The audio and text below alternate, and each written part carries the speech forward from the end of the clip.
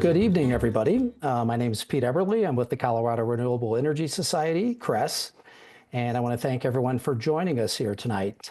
Before we get started, we're going to have a couple of quick announcements.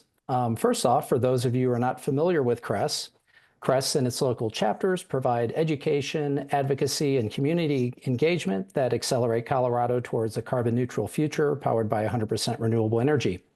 Founded in 1996, CRES is a statewide, nonpartisan 501c3 that is supported by our sustaining individual members, our business sponsors, as well as donations. You can sign up for our newsletter, event announcements, social media, and become a member or donor at www.cres-energy.org, CRES-energy.org. Also, make sure to visit our YouTube channel, where this video will be edited and posted here in the next few weeks. But you can watch our over 265, I believe we're at now, previously recorded presentations that have garnered over 1.4 million views. In terms of upcoming events, we have a couple more this month before we start planning for June and the summer. First off, this Thursday, May 15th, at Odell Brewing, Five Points Brew House in Denver, we will have decarbonizing heating and manufacturing and other medium temperature applications. This will be from Blair Wilcox, the head of Current Tech Energy, which is a thermal decarbonization consulting firm. For those that are aware, industrial heat is a really huge source of emissions, up to 20% of GHGs by some estimates, and is a really tough nut to crack. So it's a really important area that there's a lot of opportunity for decarbonization in that space.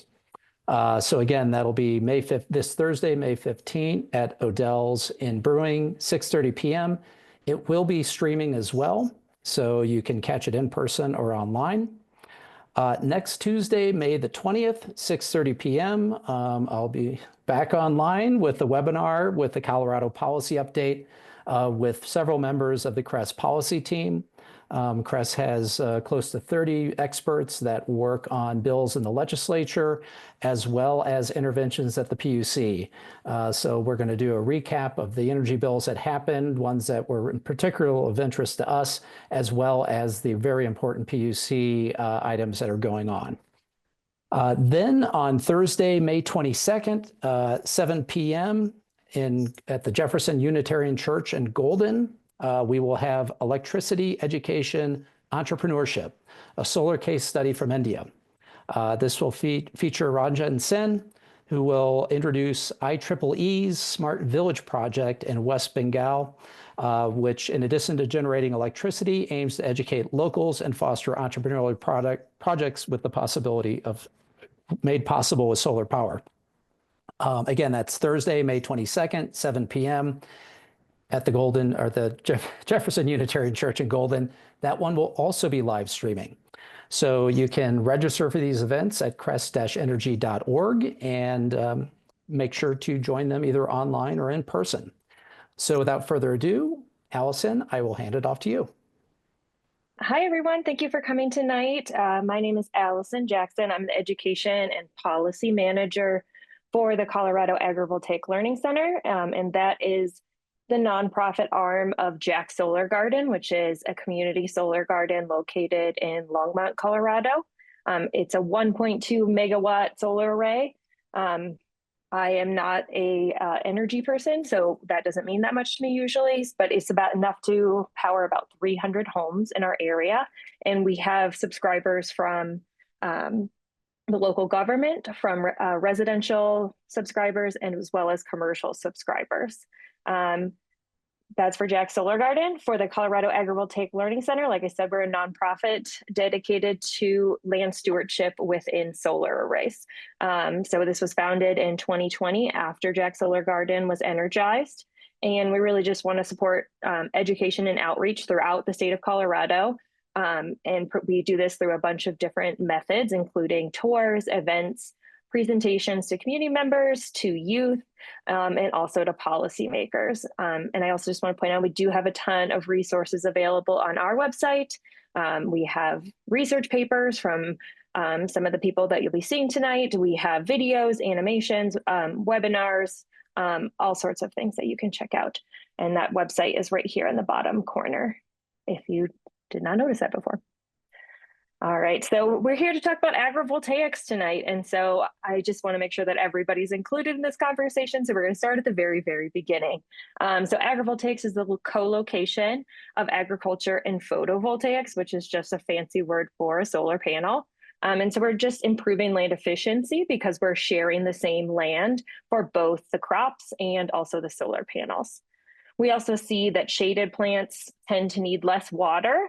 And one thing that I think is really cool is this is like a little ecosystem. The cooled panels actually work more efficiently, and they're able to capture more energy from the sun and continue really having a longer longevity for their function. So I showed you a picture of what agrivoltaics looks like at Jack's Solar Garden, but people are trying this in many different configurations across the world. And so here are some different ways that you can visualize looking at sharing that sun between the crops and the solar panels. So a lot of typical solar has not a lot going on underneath of it. They're usually as low to ground as possible, and usually it's either mowed or just kept with gravel or bare ground underneath of it. So these first two are going to be ways that you can integrate some agricultural production without having to do a ton of changes to your solar design. So sheep are smaller animals and also don't like to jump very much, and so you don't have to do a ton of design changes for sheep, or if you wanted to do pollinator-friendly vegetation. With any animals or people on site, you do want to make sure that you have improved your wire management so that you can make sure everything is going to stay safe inside of that solar array. And then these bottom three are going to be ones where you do a little bit more alteration to your solar in order for your agriculture to really fit underneath of that solar. And so this one, they've spaced out the panels over here on the left-hand side to allow for more light to penetrate through the solar canopy if you had a more high need vegetable crop underneath. Ways that we can think about how this could maybe be compatible with more commodity type crops are going to be more of this vertical bifacial panel. And so you collect sun on both sides of these solar fences, and you can space them out to however far you need to, depending on what equipment that you have or, implements that you drag behind your equipment, so that it could work with more commodity type crops like corn or soy or wheat or something like that.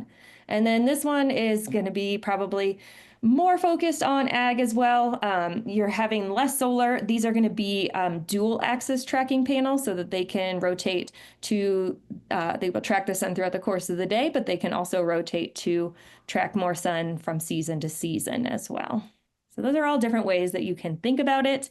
I do want to stress that agrivoltaics might not be the right thing for every single solar array. There are important factors you need to consider when you are planning this solar. So factors like distance to transmission lines, whether your utility will support this type of solar going onto their land or going onto their grid, the presence of supportive legislation, either from the county or state. There's a lot of other factors that you want to think about before you just assume that you can do agrivoltaics. And I like this way. This is another way to think about it. You always have to balance between your agriculture and your solar. So if you want to be more agriculture focused, you're going to do things like raising those panels higher. You're going to maybe increase the spacing or increase the panel spacing or row spacing. And if you're more focused on how much it costs to build these solar arrays, you're going to keep them lower to the ground, keep them more compact and less spacing. So it's just a trade-off between that. And depending, it should be really site-specific decision of how you decide what kind of solar, what kind of agriculture will work for that specific site. So back to Jack's Solar Garden. This is what it looked like in 2019. It was just a hayfield. And then in the summer of 2020, we just installed that solar array. So this is a single axis tracking system. So it goes from east to west, tracking the sun throughout the course of the day. It's about 5 acres, 1.2 megawatts DC, just under 1 megawatt AC. And we deliver onto Excel's infrastructure, and they take all the power from us. So here you'll be able to see, hopefully, you will see how the panels turn throughout the course of the day. So at night they're flat, and you can see the sun came up, and they rotate, all the way to the east, and that shadow moves across the field throughout the course of the day. And so nowhere on our farm gets 100% sun or 100% shade. It's a mixture of shade and sun throughout the day. And what's really nice is that our farm workers can plan their day around where that shade is going to be. This was a day in July, and it's always nice to have your water bottle in the shade. It's always nice to be able to work in the shade. So it's a really important factor for the health of farm workers as well. So you can see that it follows the sun throughout the course, and you see that there's a mixture of shade and sun everywhere on the farm. I have a really quick animation here that we also did. At Jack's Solar Garden, the space between rows of solar panels is divided into 3 crop beds, each with a different microclimate. Row A gets morning sun and afternoon shade. The plants that prefer cooler temperatures and more shade in hot climates grow well in this environment. Row B receives the most sunlight throughout the middle of the day. Sun-loving plants thrive here. Row C gets morning shade and afternoon sun when temperatures are higher. This is where to put your heat-tolerant plants. Solar panels also alter the soil moisture by redirecting summer rains and morning dew, keeping the moisture content in the topsoil highest in rows A and C, while row B exhibits similar levels to open lands. The shade from solar panels slows the evaporation rate of moisture from the soil, meaning that less irrigation is needed for crops, preserving our precious water resources. Single-axis tracking panels cycle sun and shade over the plants, reducing their heat and water stresses. At the same time, the plants release moisture from their leaves, cooling the panels and enabling them to work more efficiently. When we pair solar panels with the right plants, both enjoy a cooler environment and higher production. This is agrivoltaics. So that is one of the resources that we have on our website. I really like that animation because it just shows you all of the different microclimates that are going on under there and how we can suit those specifically to the crops that we would like to grow there. So we also have another animation. I'm not going to show it to you, but if you want to find it, it's on our website. But it's very similar things we're finding, so that decrease in temperature and decrease in heat stresses are also really beneficial for animals and, like I said, those farm workers. So there's been studies on cows and sheep. When they are provided shade, they exhibit lower heat stress levels, their body temperatures are lower, and they also tend to stay healthier, which is a great thing. We also have seen people do research on the actual grass or forage underneath of the panels. And specifically at Jack Solar Garden, we found that there's higher protein in the grass that has the shade on top.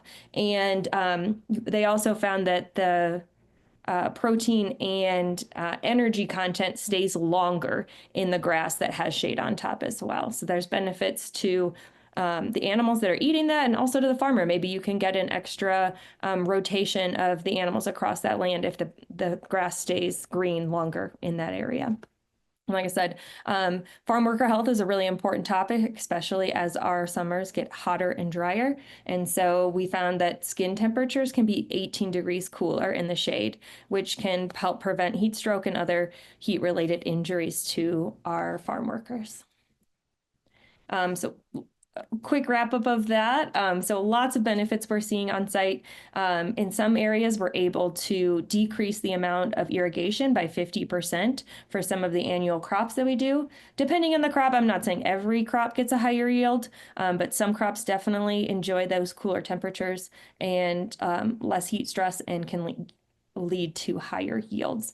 Like we talked about, increased solar panel efficiency. So cooling the back of those panels really can improve it, especially in the summertime when it's very hot out.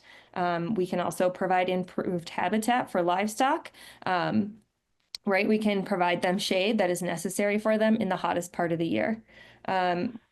we can also protect crops. So those solar panels not only provide shade, but they can protect against really damaging winds or really damaging hails. And then most importantly, we always love to stress that this is a diversification for farmers. This is a way for a farmer to have a legacy plan where they wouldn't have to sell their farm and grow houses, right? They could continue to own the land and pass it down to the next generation while also diversifying what kind of revenues they have. And so for Jack's Solar Garden, our most important crop is electrons. Those are the things that have totally changed the economic outlook for the farm. So at Jack's Solar Garden, so we do a ton of stuff with our land. So we might not be the biggest agrivoltaic site or the only one doing crops anymore, but we really are integrated into our community. And we think that's really what makes us super special, is that we provide this space for so many different uses. And so you'll get to see a lot of this here. So we have events on site, we grow vegetables, we give tours, we have dance performances, we have yoga, we do all sorts of things here at the farm. One of the most important things we do is we grow vegetables. We partner with another nonprofit organization, Sprout City Farms. And so they do market garden vegetables. They have 2 farms down in Denver and then this one up in Longmont. And they work on about 2 acres underneath of the solar garden. This was the first agrivoltaic CSA in the country, which is community supported agriculture. So you buy a share of the farm at the beginning of the season, and then every Thursday you get to come pick up all the vegetables that are in season. So it's going to start up here pretty soon, and we'll get lots of peas and radishes and all sorts of delicious varieties of things from the farm. And they've also found that the leafy greens really do well. And for the past couple of years, they have grown all of the leafy greens up at Jack's Solar Garden, even for their Denver farm. So they'll grow them up in Longmont and then ship them back down to Denver because the leafy greens really love that shade and lower temperatures. We also have researchers on site. So we have researchers from University of Arizona that are looking at crop production. They're looking at all sorts of different crops. This year, they're looking at potatoes, tomatoes, dried beans, beets. I want to say some sort of leafy green, and they're looking at that over years. And so what's been nice is that we've had all sorts of different growing seasons in the past few years. And so they're able to see how it does in really dry years and also really wet years. They should be publishing something. This is their 5th year on site, so they should be publishing something relatively soon about the crop production underneath of it. So they do it underneath of, we have 6-foot panels at Jack's Solar Garden. We also have 8-foot tall solar panels at Jack's Solar Garden. So they're looking at the same crops under both of those. They also have a control garden outside of the solar array. And then they also look at the amount of irrigation. So half of their groups for their research have all the irrigation that the farmer thinks that the crops need, and then the other half get half as much irrigation, seeing if we can really step back on that irrigation, which is such a super valuable resource here in Colorado and Arizona. We also have researchers from Colorado State University. They are looking at the grassland ecology on site. So they measure the health of the grass. They find that here in Colorado, we are not a light limiting environment. We are a water limiting environment. So the solar panels, we talked about how they redistribute light, but they also redistribute precipitation. And so when they're faced towards the east in the morning, that's where most of the snow comes off. That's where all the dew comes off in the morning. And so you're finding extra moisture on that eastern drip edge. And then in the summertime, most of our thunderstorms happen in the afternoon, and so you're seeing that western drip edge also gets an increase in precipitation. So those drip edges do really well and outperform everywhere else on the farm because they're getting that extra influx of precipitation. We do lose a little bit of grass underneath of the solar, like directly under the solar panel, because it just doesn't get as much precipitation. So on a really wet year, they found that we lost a tiny bit of grass. We only got about 91% of the grass that they got outside of the solar array. But on the same plot of land, we're also getting 100% of the renewable energy from that same plot. So 191% land efficiency isn't too bad. However, on a really dry year like last year, we found that the grass under the solar panels outperformed the control grass. And so we got 114% of the grass that we found underneath outside of the solar array. So depends on the year, but it is really cool to see that the grass is responding positively to that extra shade and to that redistribution of precipitation. We also have researchers from the National Renewable Energy Lab. They are looking at pollinator mixes and looking at reintroducing native grasses on site. And so they are also working on that as well.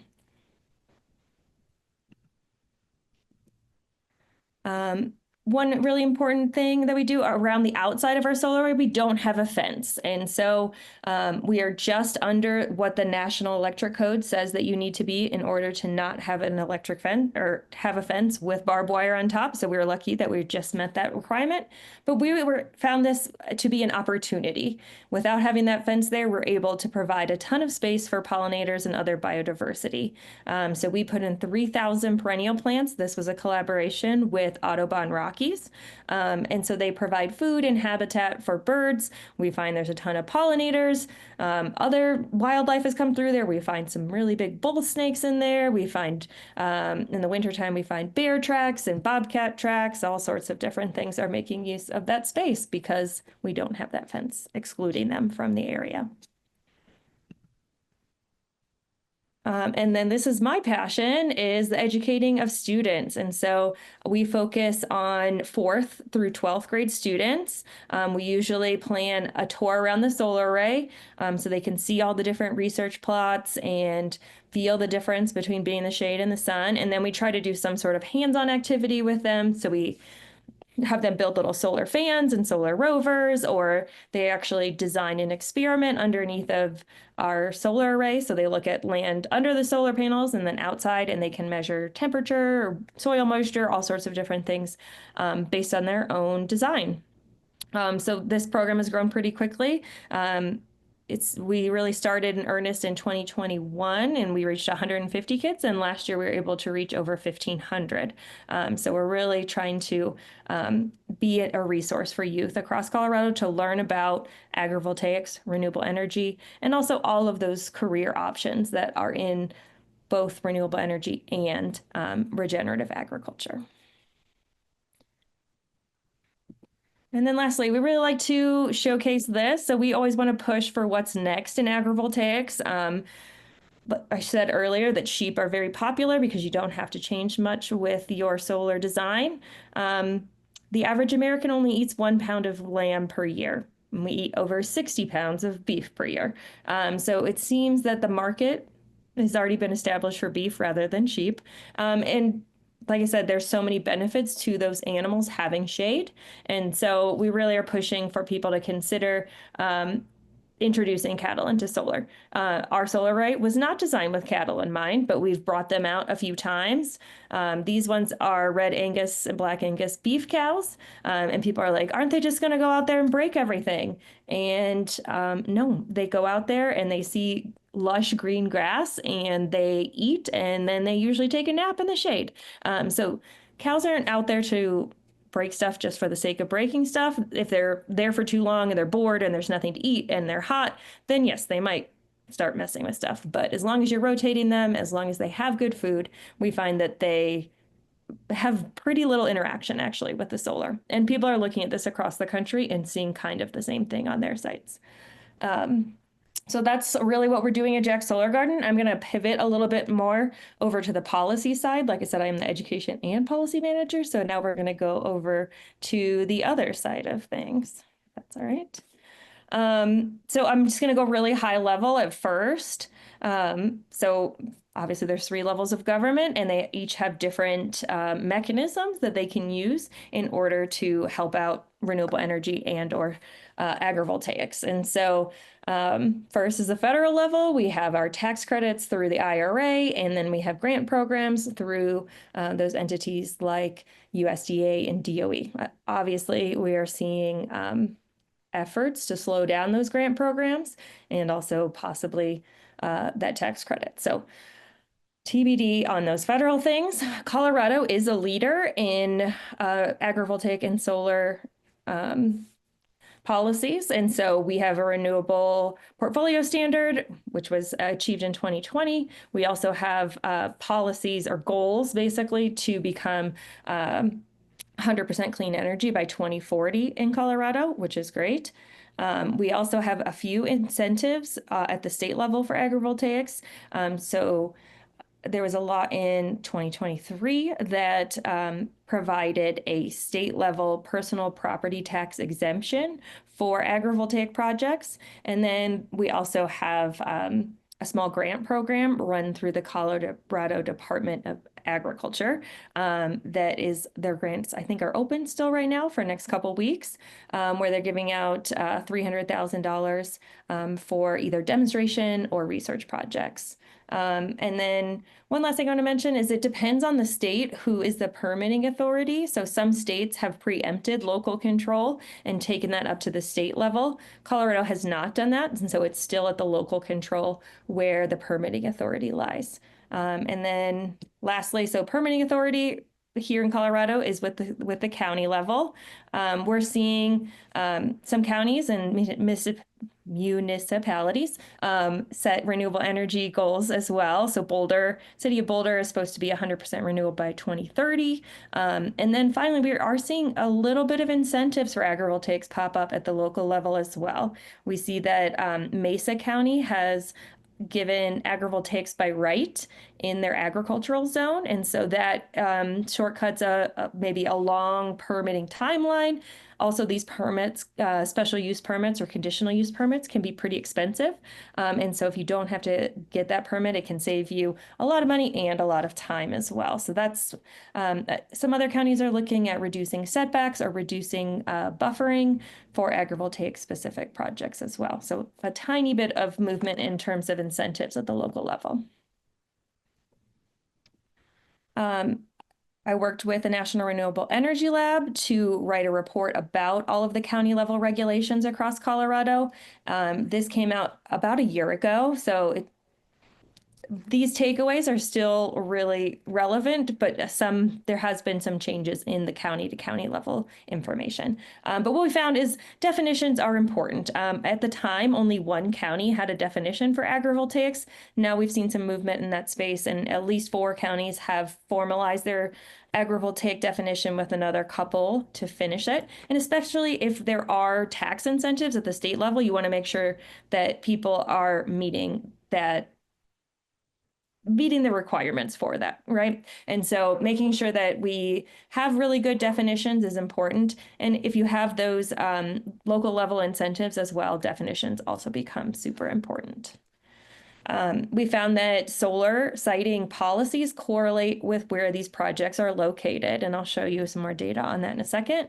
And then we did find some solar policies that could actually limit agrivoltaics. So there are about 7 counties that had some restrictions specifically for solar on ag land, and none of those had any exceptions for agrivoltaics within there. So couple of counties didn't allow it on ag land at all. Some counties didn't allow it on some ag zones, or some were really restrictive on it could only be for on-site consumption. And so all those things could be limiting to agrivoltaics in their county as well.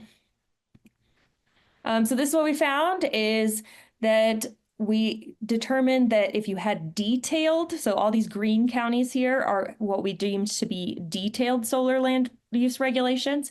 And that basically meant that they included all of these things that were on the right-hand side. And then the yellow ones had some regulations, which means they didn't have every single thing that we were looking for, but some of them. Other ones, these ones were under moratorium. Like I said, Mesa County has now come off of moratoria, and so has San Miguel County. And they should both be now in the detailed category. And then the other ones had no land use code related to renewable energy or solar, and definitely nothing about agrivoltaics. So once we had that, we found that the ones that had the detailed land use regulations is where the projects show up, right? So 75% of the projects show up in counties that have all of those regulations already in place. And then 89% of the installed capacity, so in megawatts, occurred in those counties that had those detailed regulations. And so it seems that where there is certainty in the regulations and the permitting, that's where developers tend to go. Obviously, transmission and some other things are factors, but they like having that certainty of what the rules and the regulations are for that county. And so that is pretty much it. So this is an opportunity for people to ask questions. So like I said, this is our website, coagrivoltaic.org. We do have an event this Saturday if you guys are available. We are having our Harvesting Home event where we showcase local energy. CRES will be there. Cool Boulder is going to be there. Longmont Power will be there. And then also we're showcasing regenerative ag in the area as well. So that's 10 to 2. If you go to our website, we have a calendar where you can register for that as well. So local farms will be there. Our farmers that work underneath the solar panels will be there. And so you can get a chance to talk with them about what it's like to work underneath of the solar panels. Great. Well, thank you, Allison. I can go ahead and jump in and to some of the questions here, Kirsten, unless you wanted to take those, but let's just start off with the first one. How do vertical mounts increase shade? I can see reflective sunlight being absorbed, but how would it contribute to reduce water evaporation in plants?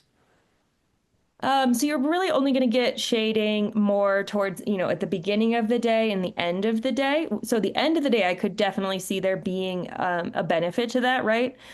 Where it's really hot in the afternoon and you're getting some shade on those plants closest to it. This one, yeah, so this is going to be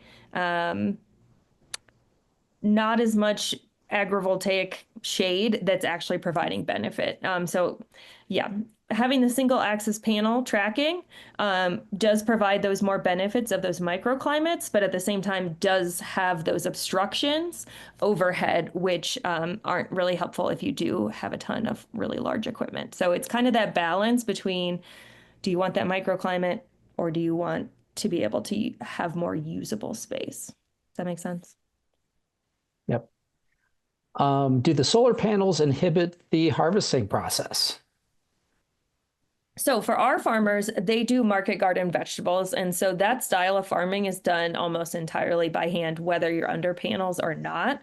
And so it really doesn't affect the way that they farm all that much. Yes, they do need to be aware of where their head is and what, especially in the early morning and late afternoon.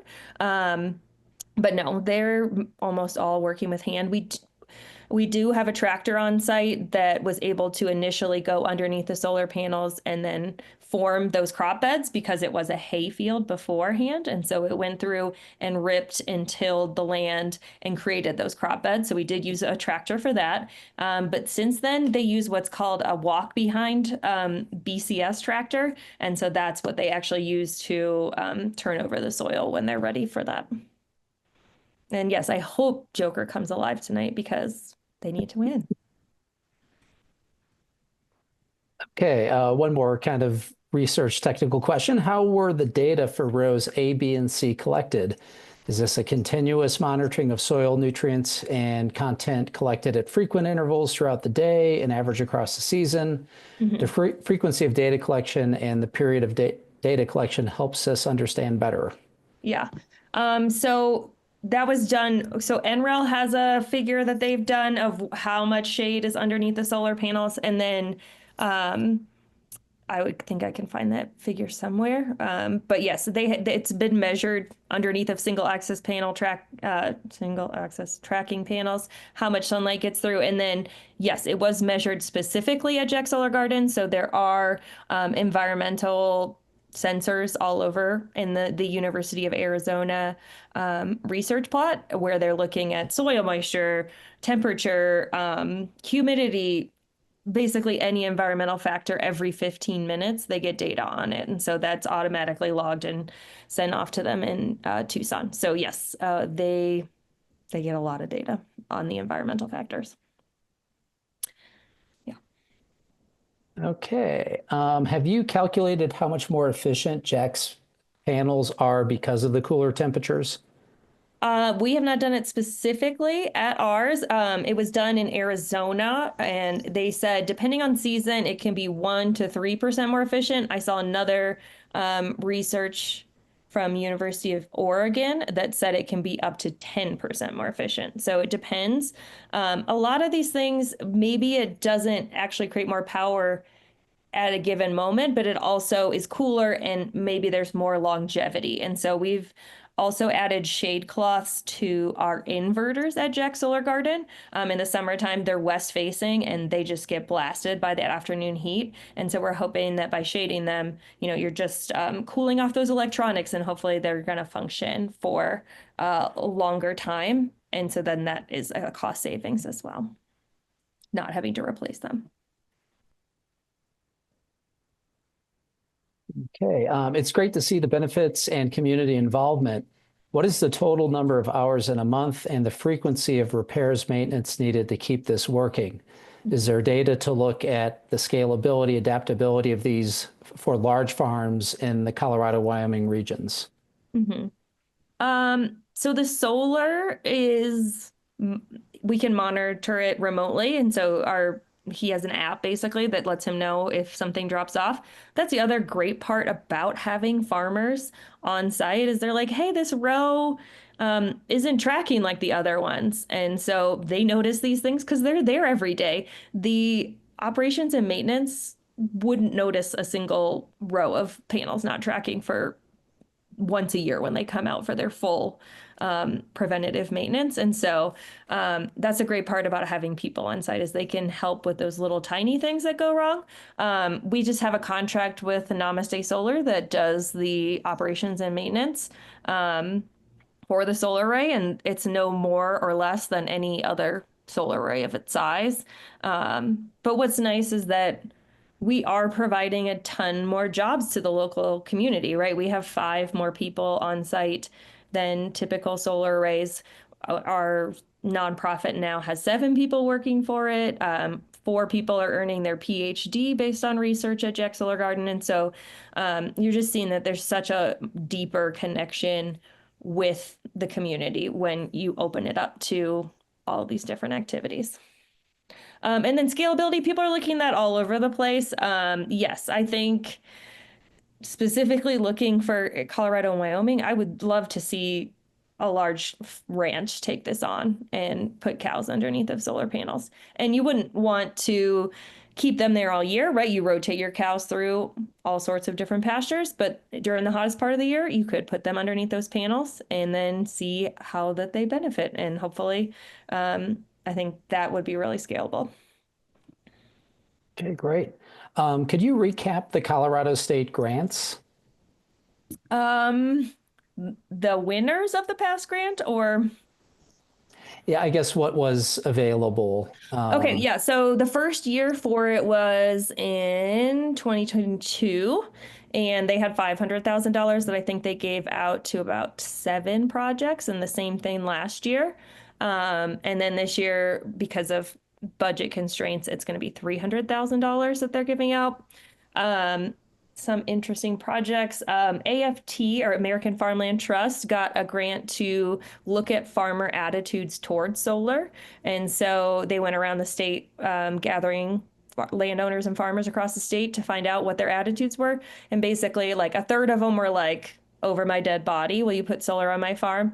A third of them were open to it, depending on the economics of it. And a third of that were absolutely for it. And so interesting to see that. There's also a farm up in the northeast corner of the state called the Fallsgraff Farm, and they added a solar windbreak to their farm. And they do dry land farming up there. And so it's actually a windbreak that they can rotate and bring down to stop the wind. And they're finding like benefits hundreds of feet downwind from this because they're holding on to more moisture, they're holding on to more soil. And so this is obviously a pilot project. It's only a couple hundred feet, but they're seeing a ton of pretty impressive benefits just from that really small structure that breaks up that wind for them. I'm trying to think what else I could talk about. Oh, there was a vertical bifacial mount that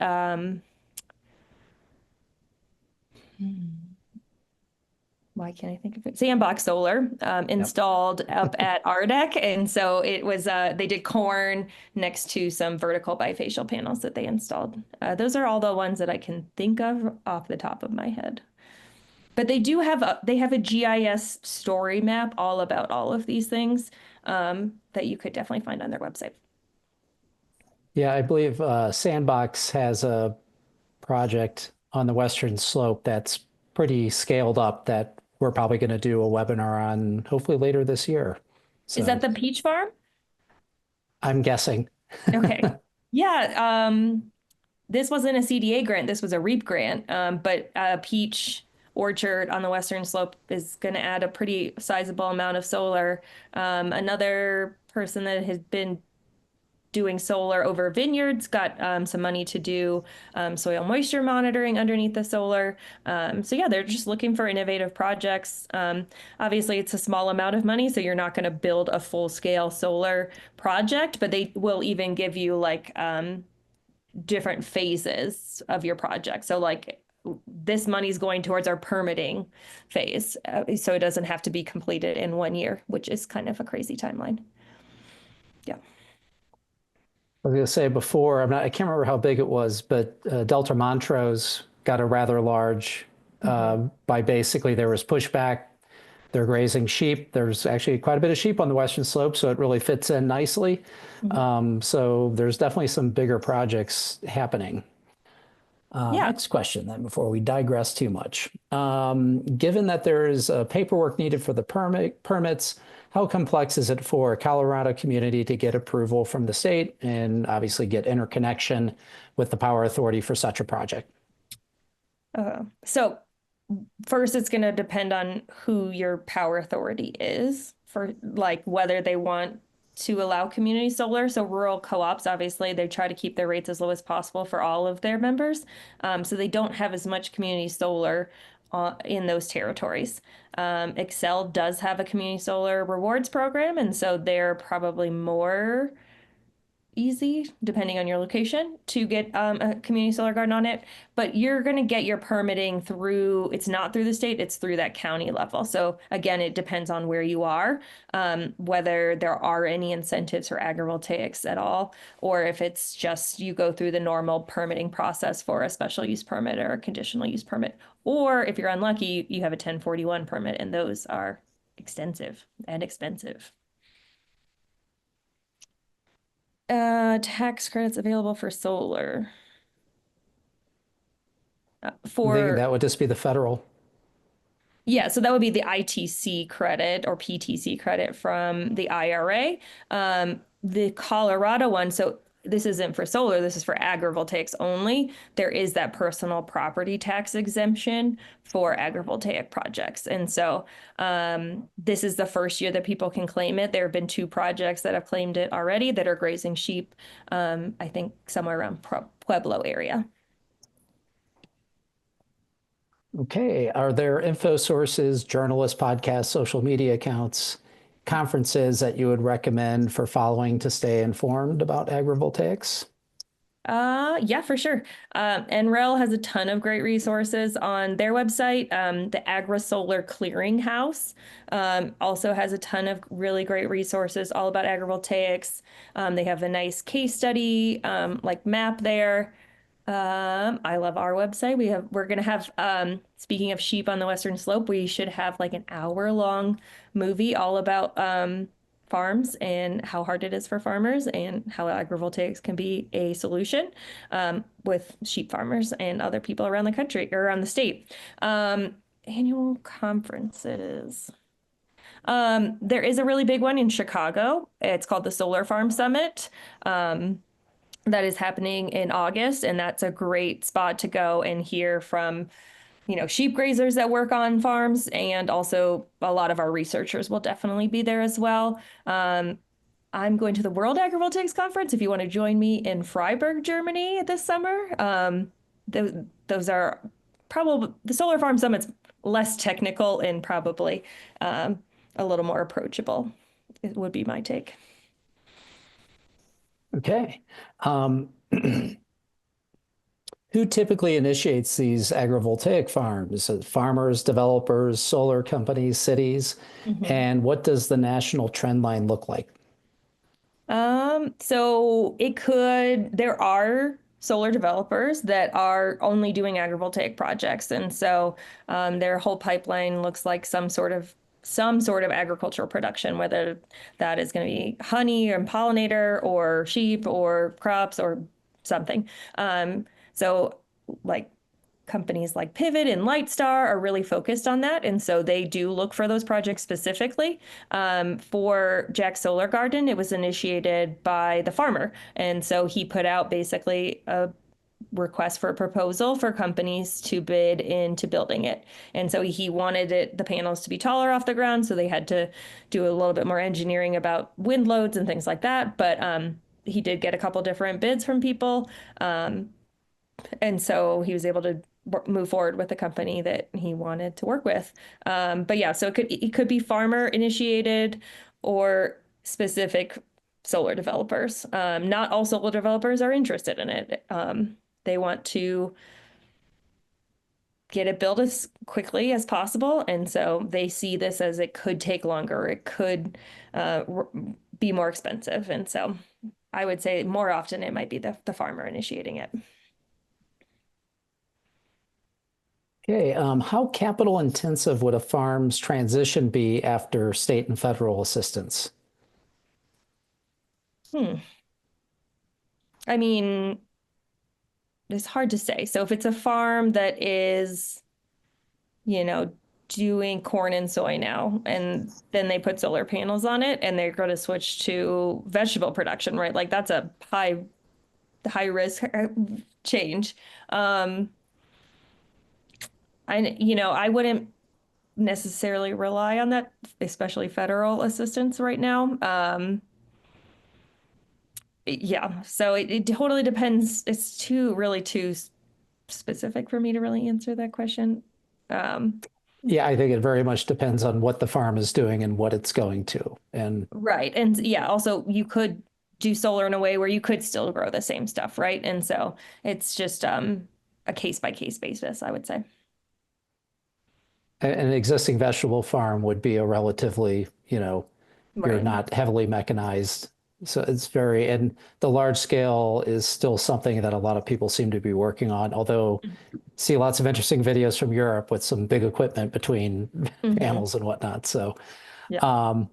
and kind of feeding into the next question, given that harvesters, tractors are not tested well, where does this stand on real world adaptation at the large scale?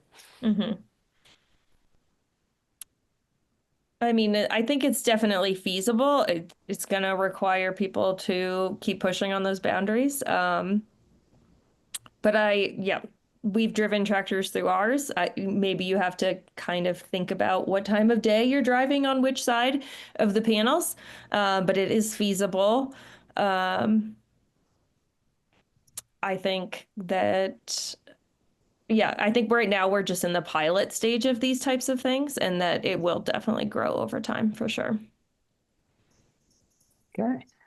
In the counties that do have rules and regulations surrounding solar land use, do you find that they are mostly friendly towards this use, or do they mostly create barriers?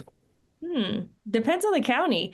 I think that, solar, like any land use, has impacts, right? And so you don't want people just like popping them up wherever with zero regard for what's going on.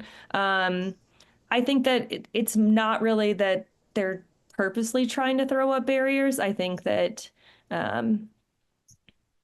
they want to have it well regulated, which I think is fine. I mean, I think there's one county that doesn't want it because they say you need to have white solar panels, which don't exist in any way.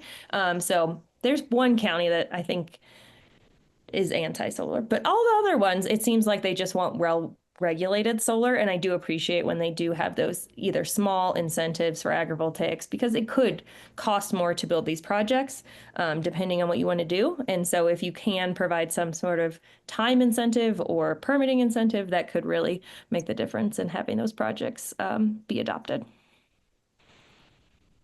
Great. How long will it take for the solar garden basically to support the payback for the cost, panels, electronics, et cetera, cost balance the system? Um, we don't like to get too into the weeds on this kind of stuff because it is a private family-owned farm. So they did leverage the land in order to build the solar array. It was $2 million in total to build the project. And so they did have to take out a loan and put up the land as collateral. So they're still paying off the bank loan that should be paid off in about 8 more years. And then they will be fully just, yeah, that will be the payback basically. So in total, I think about 12 to 13 years for the payback. So yeah, it's not like they also wanted to own the infrastructure versus just getting a lease from a solar developer. And so they saw more long-term upside. They weren't wanting to sell the farm in any near term. And so they saw this as a long-term investment for the family. Okay. Are there any concerns about the weather's effects, high winds, extreme temperatures on the panels or the mechanisms, the trackers? I mean, these things are built to be out in the wild for, 25 to 40 years. And so freezing temperatures have no effect. Hot days, no effect. Boulder County required that we build this to the standard of like a category 2 hurricane wind speed. And so it can go up to like 125 miles per hour. It isn't so high up in the air that, it's going to catch a ton of wind. They're only 6 feet or 8 feet. And it does have an on-site anemometer that if it does get too high, instead of continuing to rotate, they just go flat. So that would reduce their drag. So no, they should be out there. They should also be able to withstand golf ball size hail. So these are built for the long term for sure. Okay, great presentation, and thanks for answering all the questions. Follow up on maintenance and repair. While it's great that the farmers are involved, in a real world, it would be a deterring factor for farmers, ranchers who own hundreds of acres of land to keep calling for maintenance. While a dedicated solar farm is different, constantly having to repair on agricultural land is a different concern. What are the possible solutions to these? And then another follow-up, if CSU is looking forward for a large branch to adopt this, what is the incentive from CSU Colorado State to undertake such a project, especially in the experimental phase? Mm-hmm. Okay. So kind of 2 questions there.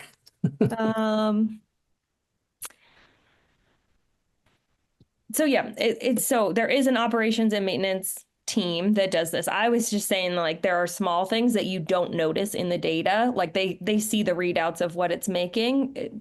One row of panels being tabled isn't going to show up there. But yeah, if you have a shepherd, they're coming on site, every day or every other day to make sure that everybody has water and whatnot. And so they might not track the entire solar array, but that the same thing is going to be true of an operations and maintenance team as well. I was just saying it's a benefit for them to alert the asset owner that there's something wrong. Yeah, that would have to be something that falls on the O&M team and on those people that are paid to make sure that everything's functioning. And so maybe they visit those farms much more when you have 100 megawatts versus a 1 megawatt farm. We would love CSU to adopt a large project. We're looking at talking to all the research stations for Colorado State University and trying to figure out, what is their electrical load behind the meter and seeing if there's any way that we could help them facilitate some sort of pilot project on one of their research stations across Colorado. What would be the incentive? I mean, I feel like it's a research university, right? You could be at the forefront of creating new research and getting it out there in the world. I think that's the incentive. There could be state money, especially if this agrivoltaic grants keep going. I just don't know any more specifics than that. Okay, great. You may not have the information about this, but what are the trade-offs between the size of the module mounts, i.e. the number of modules mounted on a single rack versus cost of installation and effects on agricultural development design, is there any benefit to making the module mounts much lighter? Much higher. So I don't know how are they talking about whether there's one panel on the rack or if it's like two in portrait? Is that what we think the question is? I think, but I'm going to jump in on this because we've had Sandbox do presentations based upon some of the stuff, the projects at RDEC up at CSU, and they've done a lot of stuff. What they started out was looking at different types of panels, bifacial, thin film in transmittance and all this type of stuff. But I feel like RDEC is doing some really basic work on that front, so they may have such information. But I think it also feeds into what's going on agriculturally. And, you know, you might might not optimize your solar installation because it's optimizing agriculture output. Right. Just like the balance. graphic at the beginning. Yeah, so I would say if you're doing two panels on it, obviously your leading edge is probably going to be a lot closer to the ground. And so I think that is going to make it more dedicated shade when you're closer to the ground and also make it harder to work the land under that. And so, yeah, ours has one panel on the rack. And so you're getting a good amount of space and a good amount of light getting under there. And so I would think that would be kind of the determining factor between one panel versus two on the mount. Okay. So if you're on Excel, would you get solar credits through Excel, or do they do like a different type of an arrangement? Would it be a PPA? Yeah, so Excel also takes our renewable energy credits. We have a contract with them for the first 20 years, I believe. They take all the renewable energy credits and retire them at the end of the year. So, and we have a positive, right? So we get paid for our renewable energy credits. Sometimes those are negative, and so we actually are getting paid for ours, though, which is good. I probably can't answer the virtual power plant question. Okay. Okay, and I think, Lynn, I think we got that question answered. Okay, well, thank you. Yeah, I can send the PowerPoint as well. Okay. Well, this is more agrivoltaics than home energy.